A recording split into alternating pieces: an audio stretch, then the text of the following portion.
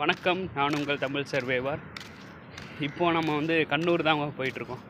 காலையிலே கிளம்பிட்டேன், குளிச்சுட்டு ரெடி ஆகிட்டு கிளம்பிட்டுருக்கேன். வாங்க போகலாமா?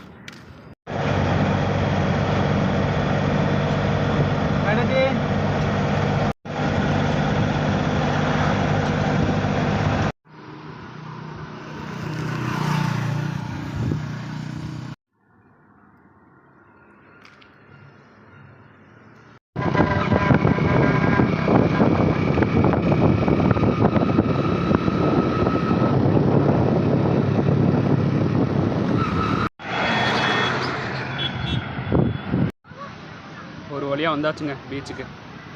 இதுதான் இந்த பீச். என்னது? கண்ணூர் பீச். குன்னூர் பீச்.